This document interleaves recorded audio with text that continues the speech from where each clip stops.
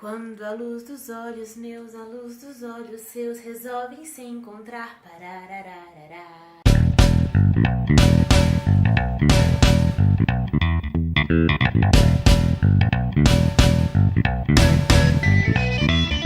Olá mundo, eu sou Carol Castilho e sejam muito bem-vindos a mais um vídeo aqui no canal. A novela que mais traumatizou a minha infância está de volta, não vale a pena ver de novo. Pois é, desde semana passada, Mulheres Apaixonadas está de volta na Globo, substituindo outro grande sucesso que é O Rei do Gado. Essa novela foi um verdadeiro marco na teledramaturgia brasileira, tanto pelo fato de ter uma ótica mais feminina sobre os problemas diários, quanto pelas pautas sociais que foram abordadas. Pois é, gente, novela aborda a nossa realidade e às vezes a gente fica chocado com o que você vê, com o que você sabe que tá no mundo. Enfim, eu falo que Mulheres Apaixonadas me traumatizou em 3 quesitos e eu vou contar pra você ao longo do vídeo. Bom, mas este novelão de Manuel Carlos demorou muito tempo pra estar de volta na telinha da Globo e a gente vai se deliciar porque é uma novela muito boa e tem personagens muito marcantes. Então é isso, no vídeo de hoje nós vamos conhecer algumas curiosidades sobre a novela Mulheres Apaixonadas. Então chega de enrolação e bora conhecer um pouco da novela. Quando a gente fala em novela de Manuel Carlos, o que é que não pode faltar? Helena e Leblon, isso é óbvio, o Leblon não pode faltar. Pois é, todas as novelas que o Maneco escreveu teve uma Helena e algumas Helenas entraram pra história, outras ficaram esquecidas, não deram tão certo, mas isso é uma característica do autor e conquistou a gente por muitos anos. Para esta novela, Maneco escalou Cristiane Torlone, que foi a sua 6ª Helena. Mas você sabia que ela estava escalada para uma outra novela? Vou te contar esse caos. O que acontece? Cristiane Torlone estava escalada para viver a mina de O Beijo do Vampiro. Sim, aquele papel icônico que a Cláudia Raia desempenhou muito bem grávida da Sofia, né? Só que acontece, o Maneco achou que a Helena seria a cara da Cristiane Torlone, aí foi lá conversar com o Antônio Calmon, o autor da novela, O Beijo do Vampiro, e os dois fizeram um acordo de cavalheiros e a Cristiane Torlone pôde dar vida a essa Helena aí. Na época foi perguntada a Cristiane Torlone qual o sentimento de dar vida a uma Helena de Manuel Carlos. E ela deu a seguinte declaração. Abre aspas, ser Helena é um prêmio, um presente, e a personagem era uma anti-heroína, mas também a mocinha. Isso é um artifício magnífico de humanização dos personagens. É uma relação de identificação profunda. Quanto mais complexo é o personagem, mais sucesso ele faz. Fecha aspas, explicou Cristiane Torlone. Se você é noveleiro de plantão, provavelmente você sabe todas as atrizes que foram as Helenas de Manuel Carlos, né? Mas se você é desligado e não lembra de todas elas, eu fiz um shorts que eu vou deixar aqui nos cards e você confere lá a lista das Helenas que Manuel Carlos fez brilhantemente. Mulheres Apaixonadas foi responsável por lançar jovens atores como Carol Castro, Eric Marmo, Fabiana Carla e, claro, ela, a pequena Bruna Marquezine, que fez o Brasil inteiro chorar com ela, gente. Sério. Aí começou o meu primeiro trauma dessa novela. Vou contar um caos aqui pra vocês, vamos lá. Em Mulheres Apaixonadas, a Bruna Marquezine vivia a Salete. A Salete era filha da Fernanda, que era mãe solteira. Tá, beleza, a gente sabe que o Theo era o pai da Salete, mas ele meio que deixava em segredo porque ele era casado. Enfim, mas tinha uma relação de amizade com o pai da Salete, né? O Theo e a Salete, que eram amigos, mas na verdade eram pai e filha. Mas enfim, mantinham contato sem saber se de fato tinha esse vínculo. Aí beleza, a Salete, ela recebia constantes mensagens, ela via anjos, dizendo que a sua mãe iria morrer e tudo mais. Claro, ela ficava assustada, quem não, né?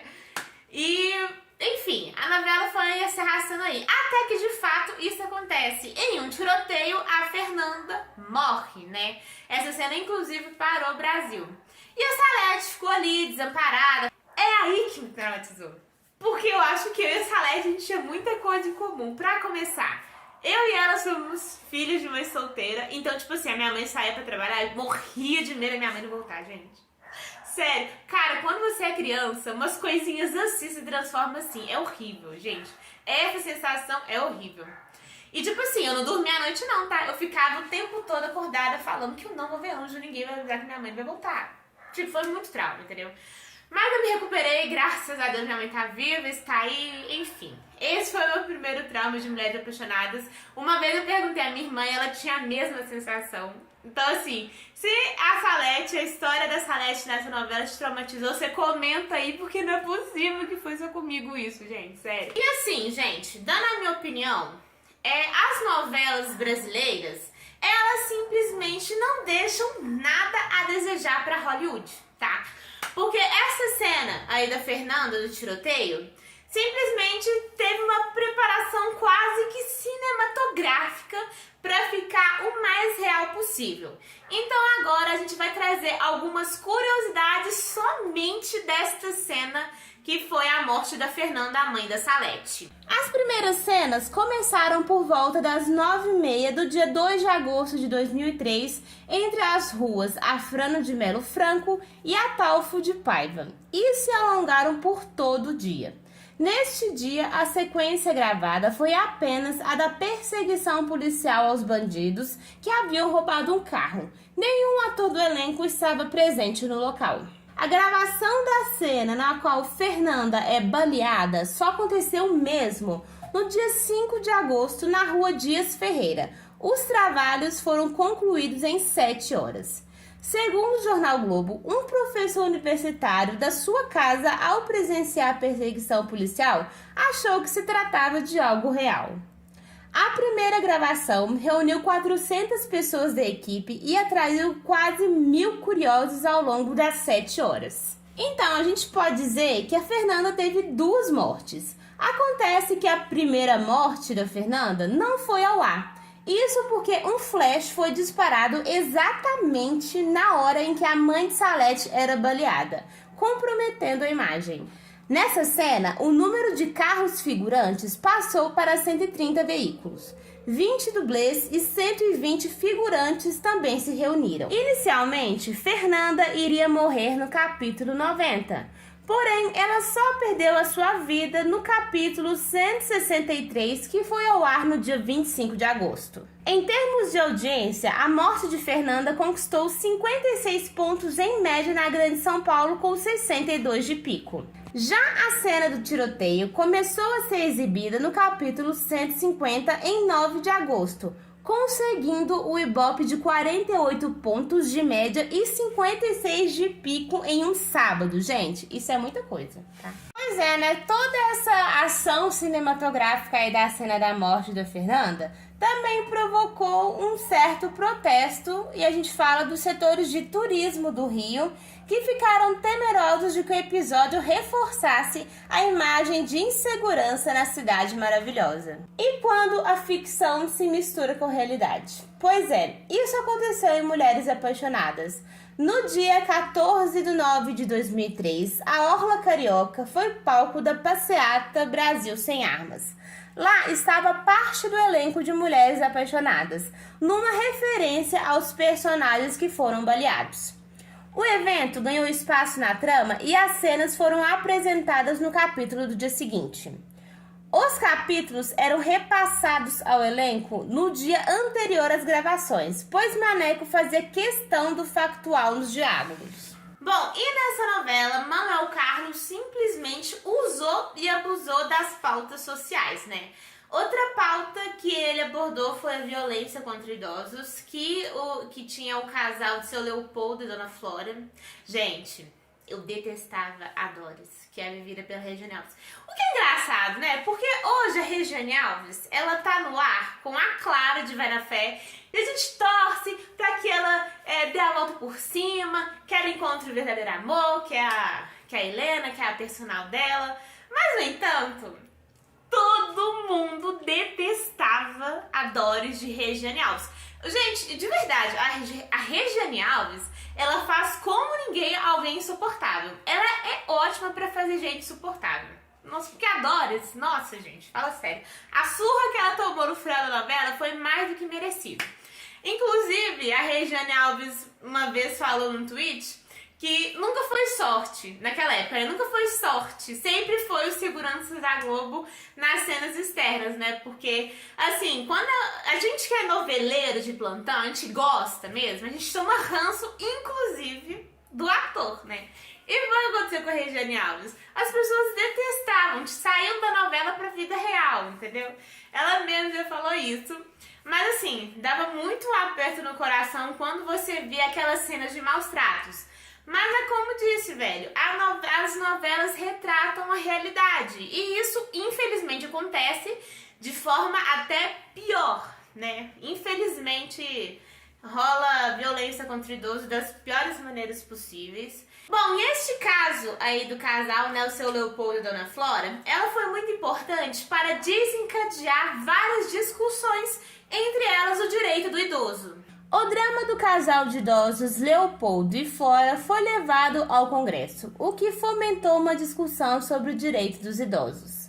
Os personagens também ajudaram a divulgar o retiro dos artistas no Rio e fizeram campanha pela vacinação dos idosos contra a gripe. Aí acontece, essa pauta aí da Dona Flora, do seu Leopoldo, também me gerou um trauma, porque infelizmente teve um caso disso na minha família, é muito triste, é péssimo de você ver isso, mas enfim, né?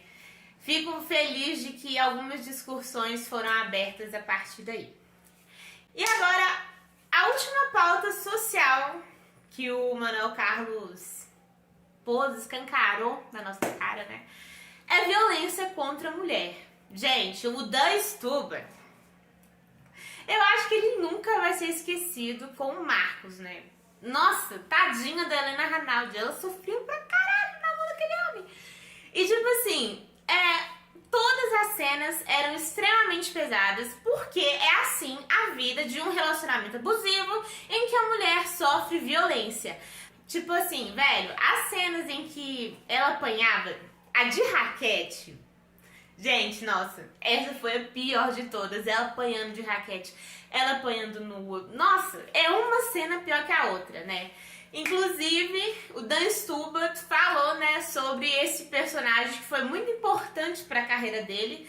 E se a gente tomou ranço do Dan Stuber, se a gente detestava o Marcos, infelizmente foi por conta de um trabalho muito bem feito do ator, que deu veracidade naquela parada. Quando vem Mulheres Apaixonadas, eu entro no 5º mês da novela para fazer uma participação, porque a personagem da Raquel de Helena Ranaldi tinha uma relação com um menino que era aluno dela e tinha que se justificar isso a partir de um trauma que ela teria tido com o ex-marido, que batia nela em casa. E essa foi a explicação que me deram quando eu fui chamado para Globo e falaram, você é o trauma. E aí eu falei, mas quanto vai durar? Não sabemos. Manuel Carlos escreve de semana a semana, dia a dia, então tem que ver o que vai acontecer. Então tinha que acontecer. Eu vejo como se fosse agora.